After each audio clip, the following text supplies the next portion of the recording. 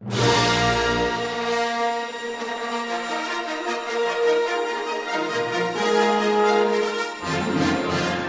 fuck! Damn it. Welcome to another commission in non-Gunpla but model kit related. I have right here the 1 to 72nd scale of the X-Wing Starfighter sent by my good friend Ina. You can check her out on their gaming channel called Slurp. This kit was released back in 2014. I remember it being such a hype kit when it was announced, and for the price of 1,350 pesos, not bad, not bad. I'm not going to lie, by the looks of it, it has some crazy amount of details, so I don't know what to expect from this build. And finally, opening this box, we got a petite guy here. Hey, buddy! Jesus Christ, you are small, aren't you? Anyway, it's already built with some stickers applied, I believe for the most part. This is surprisingly quite large, or maybe I'm just terrible with identifying the scales on model kits. The details up close is insanely detailed, especially with the added panels all over it.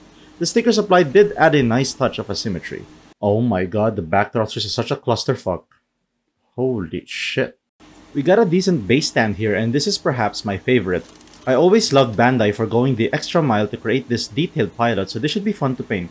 The good news is Bandai provided stickers, which most of it has already been used, but thankfully the water slide hasn't been touched yet. So this should make the build look seamless, although because I'll be painting this kit, I'm just going to apply some of it.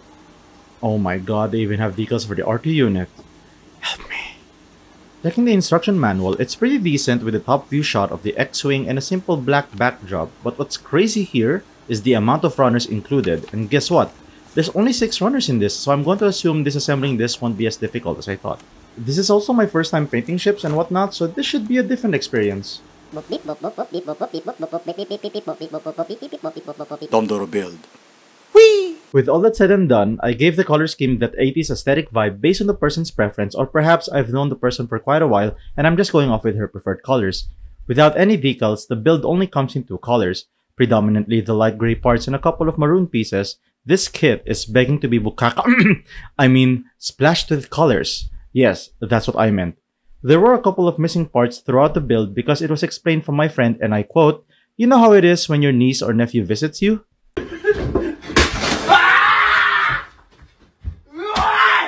Oof. That's all the context there is, fellow builders. You know the pain. So I've decided to scrap a few parts from the extra pieces from different model kits and decide to slap on some missing areas. Mainly the armor panels placed on top of the wings, the missiles glued under the nose of the plane, and a beam thruster on its left wing combining 2 beam sabers and a bell thruster on top of it.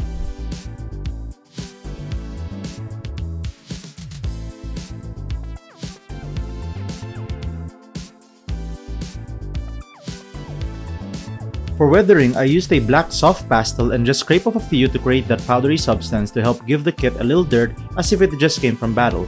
This should be done by top coating with the flat matte spray, and then dry brushing with soft pastel and then following it up again with another coat of matte spray to secure the substance in place.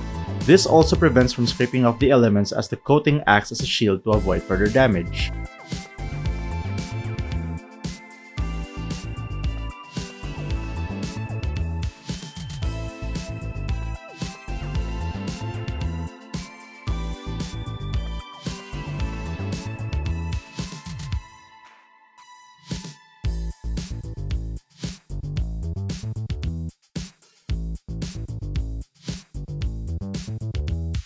There's nothing much to say about the base stand other than giving it some pre-shading to remove the dull plastic look to it. I did snap off the male peg while disassembling the kit, so I replaced the broken peg using the frame of the runners. Attaching it onto the base isn't that difficult since you simply slide the arm into place retrofitted for this piece. I personally think having it on a display stand adds a dynamic look of the kit.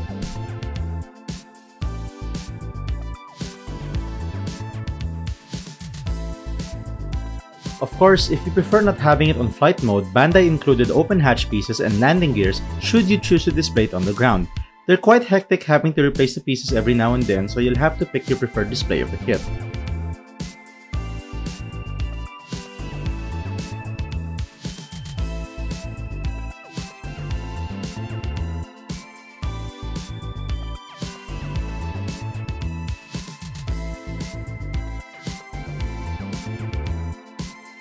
By sliding the back panel, R2-D2 can be removed for solo display including the standing pilot. Stickers are a no-go for R2-D2 and applying water slide decals is your best option, but you'll have to be patient with it because of how incredibly small the unit is. The fun part is having to paint the pilot mainly because of how deceptively simple it is.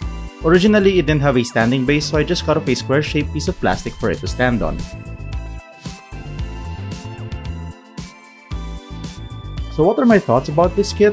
I think it's a perfect kit for those who want a custom color X-Wing for personalization, and the kit isn't asking for a lot considering it's simply a jet and there's nothing much to work with.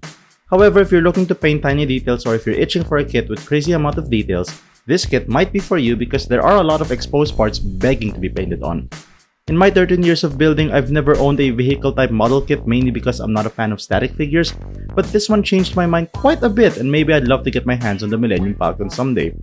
But anyway, I would love to give my thanks to my good friend Ina Manansala.